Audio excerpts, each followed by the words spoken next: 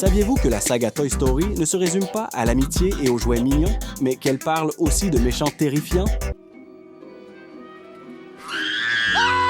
Sid Phillips. Pour commencer notre liste, il faut parler de quelqu'un qui donne vraiment des frissons. Sid Phillips, le voisin d'Andy qui a 11 ans et qui est complètement perturbant.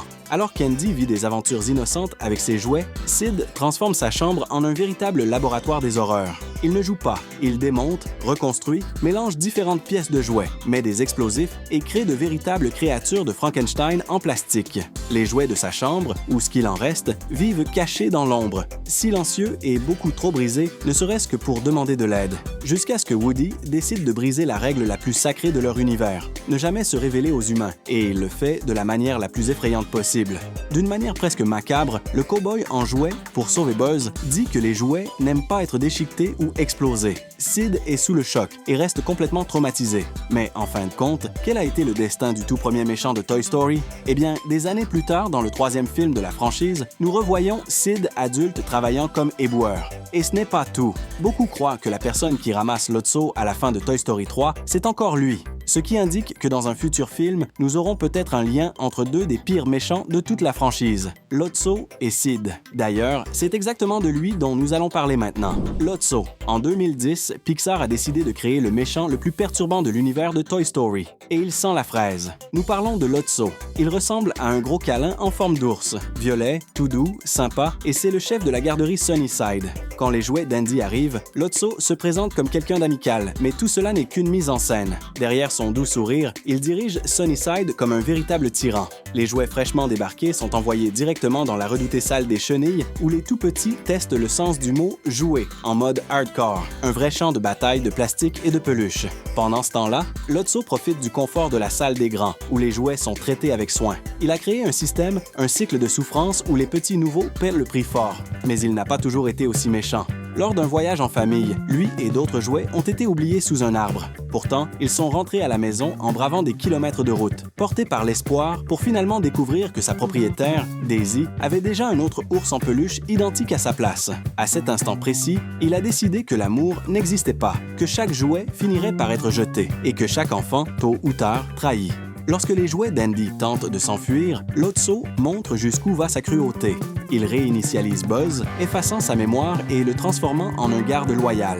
Et puis, nous arrivons à la scène de l'incinérateur. Même après tout ce qui s'est passé, les jouets risquent leur propre vie pour sauver Lotso et lui offrent quelque chose qu'il a passé tout le film à rejeter, de la compassion. Il a une chance de se racheter. Et que fait-il? Il les abandonne pour qu'ils soient incinérés vivants. Là, il n'y a plus aucun doute. Lotso s'est transformé en un être de pur égoïsme. Mais sa fin n'est pas belle non plus. Après avoir été vaincu par Woody et ses amis, il finit attaché à l'avant d'un camion poubelle. Une fin très ironique pour quelqu'un qui croyait que tous les jouets n'étaient que des ordures attendant le prochain ramassage. Et nous n'avons plus jamais entendu parler de Lotso. Du moins pour l'instant, car il reviendra très probablement dans Toy Story 5, Papy Pépite. Et nous arrivons maintenant à un méchant qui montre le côté le plus sombre du rejet, Papy Pépite. Au début, le mineur en tissu et en plastique paraissait gentil et paternel. Ce genre de jouet qui comprend Woody mieux qu'Andy lui-même. Mais tout cela n'était que manipulation. Papy a passé des décennies coincé dans une boîte, regardant d'autres jouets être choisis alors qu'il restait sur une étagère, couvert de poussière. Le rejet a forgé son esprit. Il s'est convaincu qu'être admiré et intouché dans un musée était infiniment préférable au risque d'être abandonné ou oublié à un moment donné. Et quand Woody tente de retourner chez Andy, Papy Pépite révèle son vrai visage. À la fin, l'ironie frappe quand Papy reçoit la punition qu'il a passé sa vie à fuir. Il est trouvé par une petite fille qui joue avec lui de façon agressive, l'exposant au même genre de souffrance et de mépris qu'il a essayé d'éviter pendant des décennies. Gabi Gabi. Dans Toy Story 4, nous rencontrons une méchante qui ne ressemble pas à une méchante. Nous parlons de Gabi Gabi. C'est une poupée vintage des années 50 qui a passé des décennies oubliée dans un magasin d'antiquités. Coincée derrière une vitrine, regardant les familles entrer et sortir sans jamais être choisies. Le problème, sa boîte vocale était défectueuse d'origine. Dans sa tête, cette petite erreur est la cause de tout. La pièce cassée qui l'a condamnée à l'abandon. Quand elle découvre que Woody possède une boîte vocale qui fonctionne, du même modèle, de la même époque, elle y voit son unique chance. Quand elle obtient enfin la boîte vocale, elle va voir Harmony, la petite fille qu'elle observait depuis si longtemps. C'est le moment qui devrait tout changer. Et puis, Harmony la rejette de la même manière. Woody ne l'abandonne pas. Il l'aide à trouver un autre enfant, une petite fille perdue, en larmes, qui a besoin exactement de ce que Gabby peut offrir. Et pour la première fois, elle accomplit son but. Elle révèle qu'elle n'a jamais été méchante. Elle était juste seule. Cela montre que tous les méchants ne veulent pas forcément détruire quelque chose. Certains veulent juste appartenir à quelqu'un. Si tu apprécies cette vidéo, alors fais ce qui est logique et abonne-toi à notre chaîne pour ne pas rater nos prochaines vidéos. Les Benson. Et bien sûr, toute presque méchante a besoin d'hommes de main. Et c'est là qu'entrent en scène les Benson, de vieilles marionnettes de ventriloques.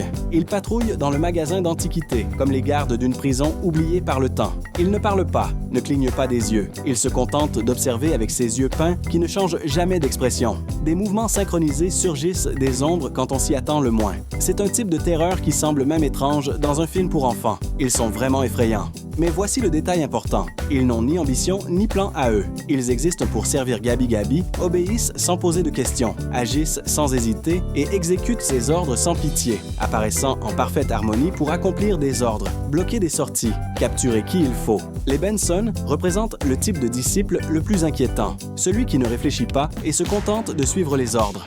Et c'est justement leur silence qui les rend effrayants. Le clerc dinosaure. Et ce n'est pas seulement dans les films que l'on trouve les pires méchants de la franchise Toy Story. En 2014, Pixar a sorti un court-métrage de Noël de 22 minutes intitulé Toy Story, hors du temps, où Bonnie va chez son meilleur ami Mason. Et là-bas, Woody, Buzz, Trixie, Rex et Ange Kitty sont capturés par les Battlesaurs, un groupe de dinosaures en jouets qui croient vraiment être des dinosaures guerriers vivant pour le combat, puisque Mason n'a jamais joué avec eux et, par conséquent, ils ne savent pas qu'ils sont des jouets. Le seul à connaître ce secret est le clerc, qui capture Woody et ses amis pour qu'il ne révèle pas la vérité à ses larbins, puisqu'il adore dominer tout le monde pendant que Mason joue à son jeu vidéo.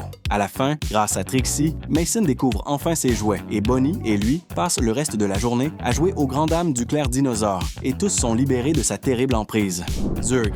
Et au milieu des ours en peluche psychotiques et des enfants perturbés surgit un méchant différent, presque galactique. Nous parlons de l'empereur Zurg, l'ennemi juré de Buzz. Dans Toy Story 2, il apparaît en train de poursuivre Buzz à travers le magasin Dal, armé de son lanceur de balles en mousse, déclarant qu'il va dominer la galaxie et détruire Star Command. C'est le méchant classique, dramatique et exagéré, plein de discours sur la conquête de l'espace. Et puis vient la parodie parfaite de Star Wars quand Zurg arrête tout et révèle qu'il est le père de Buzz. Mais voici le détail intéressant. Zurg n'a aucun traumatisme, n'a pas de passé sombre et n'a pas non plus été abandonné. Il est méchant parce qu'il a été fabriqué pour l'être et il ne fait que suivre sa programmation. Et à la fin, nous ne voyons aucune destruction galactique. Il finit par jouer à la balle avec un autre Buzz, vivant là un moment père et fils improbable. Zurg représente le mal contre le bien comme la pure imagination enfantine, une mise en scène cosmique faite pour nourrir les aventures sur le tapis de la chambre. Ce n'est qu'un jouet qui fait exactement ce pourquoi il a été créé, Lily-Pad.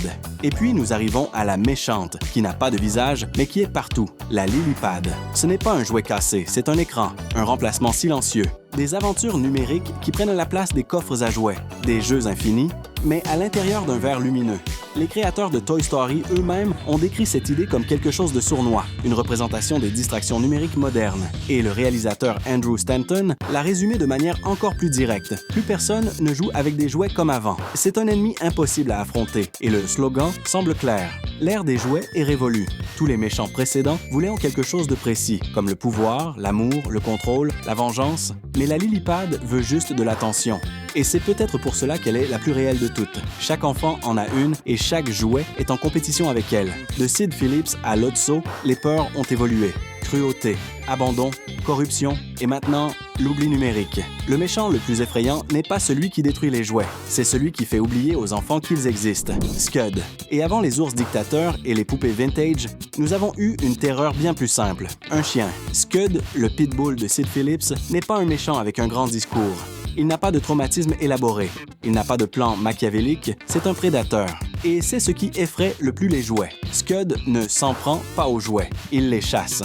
Il renifle le plastique comme un prédateur sans l'odeur de sa proie. Quand Woody et Buzz se retrouvent coincés dans la maison de Sid, le chien devient un cauchemar ambulant. Il traverse les pièces en quelques secondes et renifle chaque recoin. Peu importe où il se cache, il trouve toujours le chemin. Les jouets peuvent courir, mais ils ne peuvent pas battre l'odorat d'un prédateur. Et puis vient la scène de poursuite.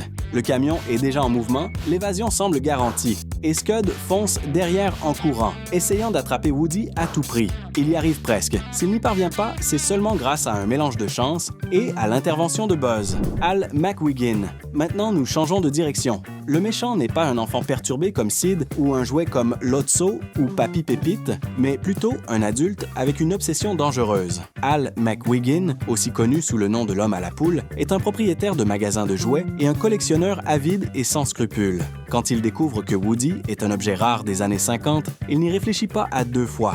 Il vole le jouet en plein jour. Le plan?